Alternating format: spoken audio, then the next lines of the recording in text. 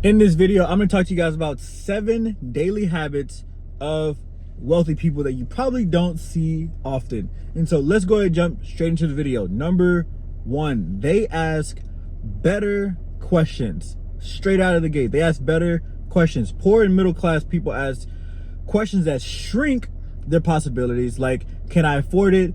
Should I risk it? What if I fail? They're all fear-based, right?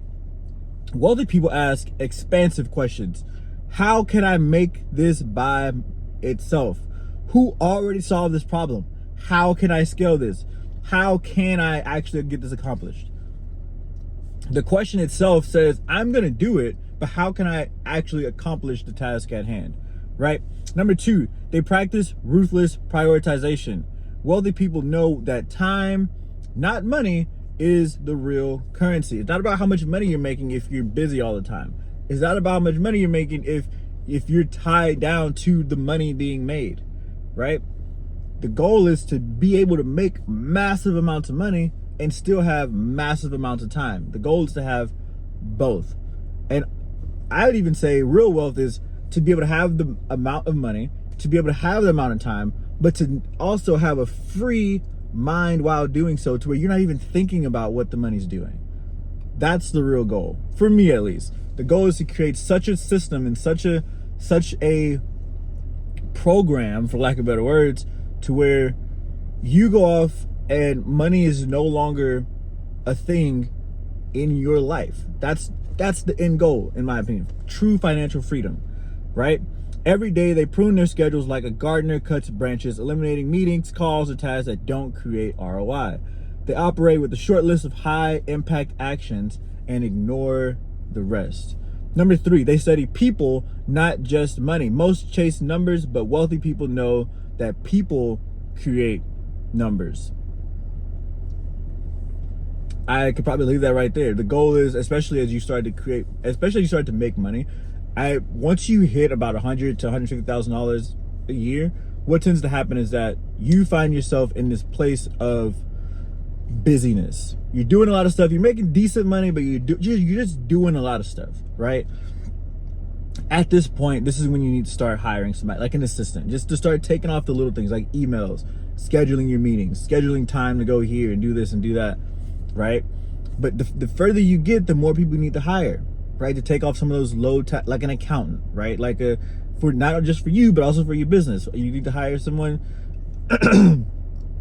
probably more assistants. You need to hire a team member, like a team leader, like a manager. Like, this is when you start hiring those people to start taking the load off of you, so you can start enjoying your time. And eventually, the goal is to get to a point where even your job itself can also be delegated, because there's someone who's going to do your job better than you can, unless you literally can't, like this. Like, no one can do this job for me except maybe AI in the future, right?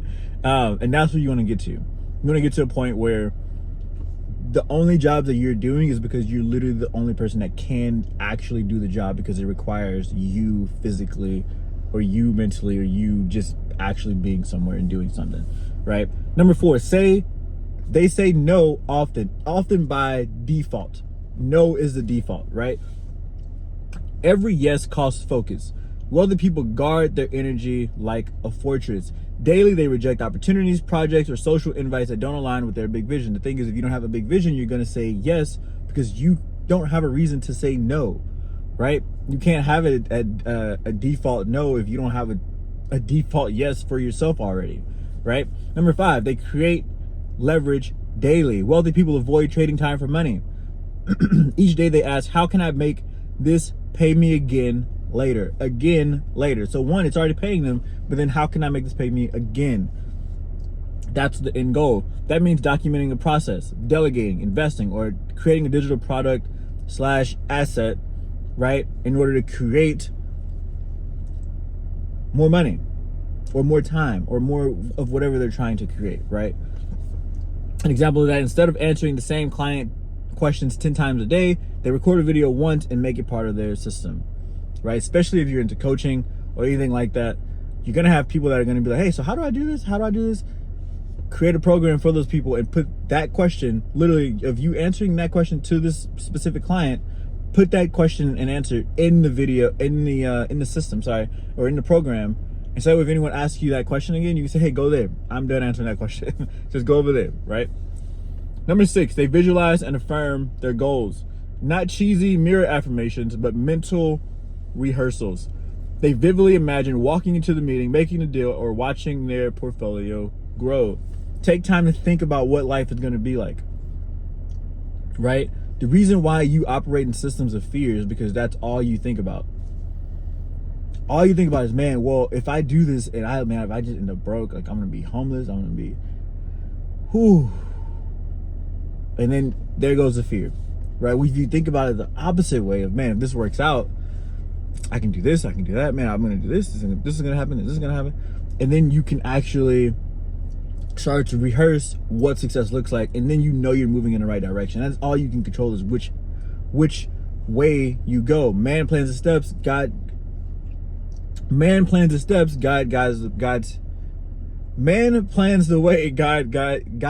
guides his footsteps. Wow, what in the world? I don't know why I couldn't say that just now.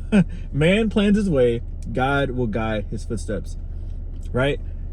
Plan the way, but go in a positive direction and let God guide you in the actual steps you're going to take, right? All right, number 7, they read their numbers like a pilot reads instruments. Wealthy people know their numbers daily, not yearly at tax seasons. They track sales, investments, net worth, KPIs, and cash flow like a pilot checks altitude and speed. You got to know what's coming in, what's going out, what's going where, and why it's doing everything it's doing. And you got to have systems in place to help you do this crap. I say it time after time after time after time after time. If you don't set up systems, you will fail. It won't be the first day, it won't be the first month, it won't be the second month, it won't be the third month, but years 3, month 7, you will miss. So set up systems now so you don't have to do that crap, right?